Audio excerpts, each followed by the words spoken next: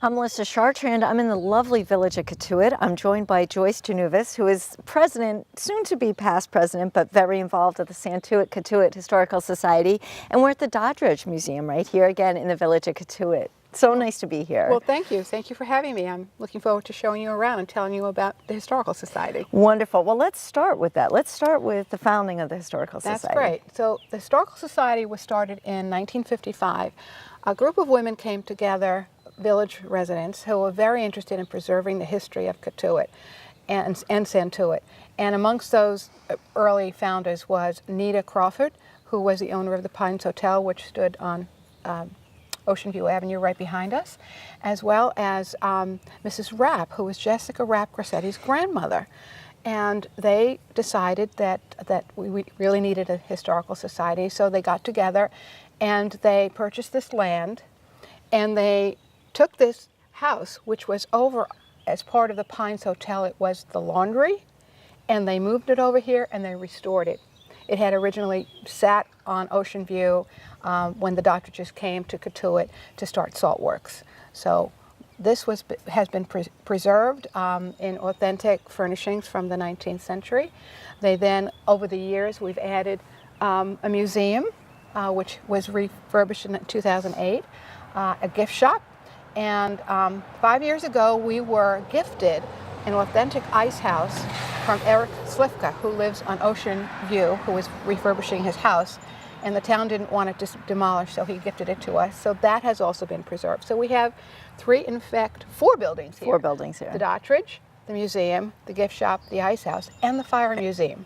So it's quite a nice little area. It's so important to preserve the history, and everyone really takes pride in those roots and what has happened here over the years, and everything here is so well preserved. So we're standing now behind these beautiful gardens. Let's talk a little bit about these, because they're not just random gardens. Right.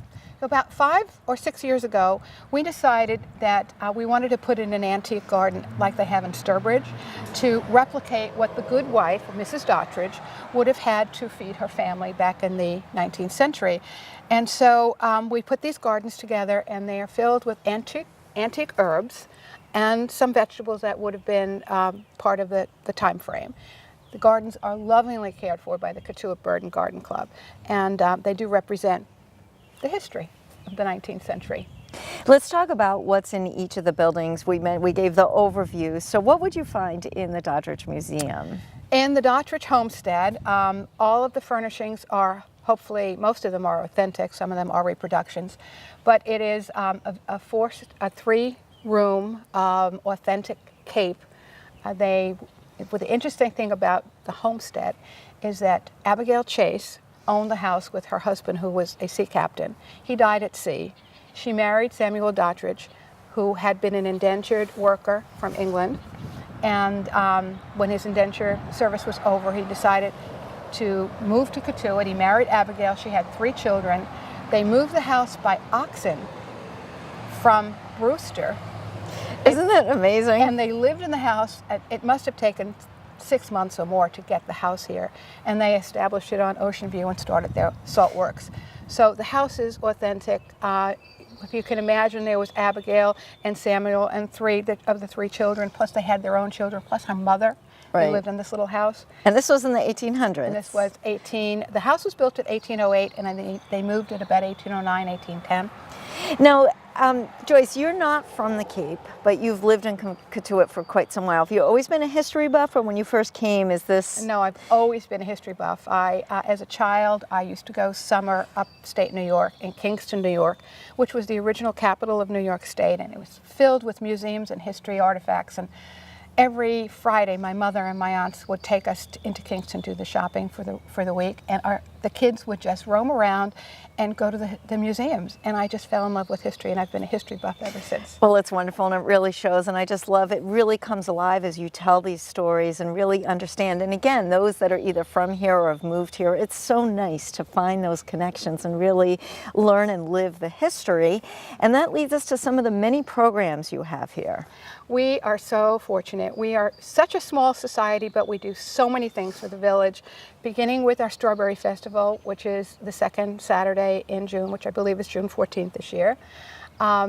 We do a lecture series, which I'm very proud of. We started this about 6 years ago.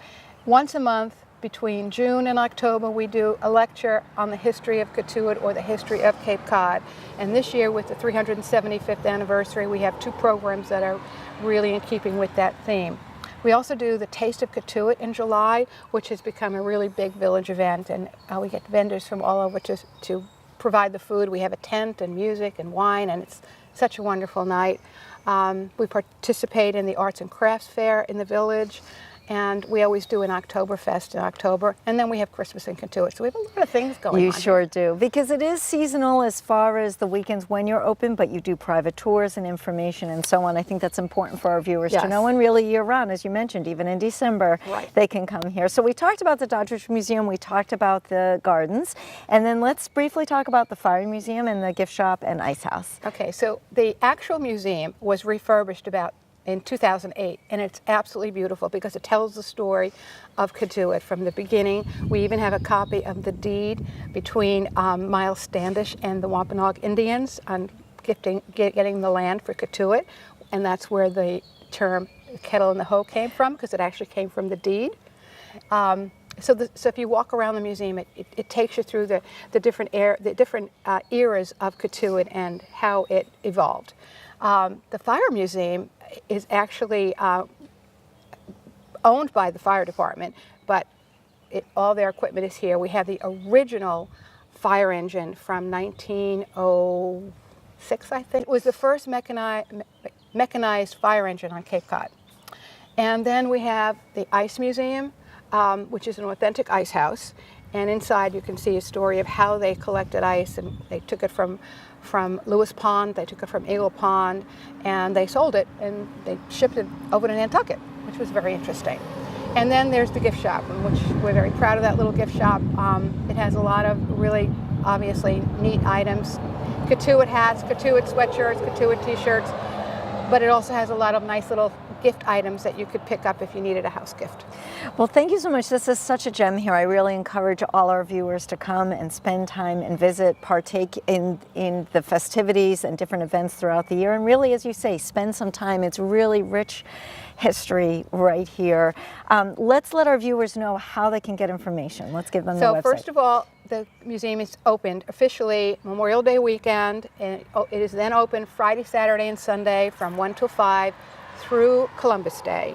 And then after Columbus Day, it's open Saturday and Sunday through Thanksgiving.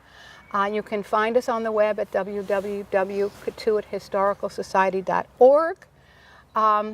Or you can find us in the telephone book. That's right. And we will also find you in the gift shop. Yes, I will. Come say hello. Yes, I would love to see everybody. We have a great array of merchandise this year. So, but please come join the Strawberry Festival or the Taste of Cotuit, or just come and visit us. We'd love to see you. Great. Joyce, thank you so much. For Joyce Januvis, I'm Melissa Chartrand, wishing you an artful day.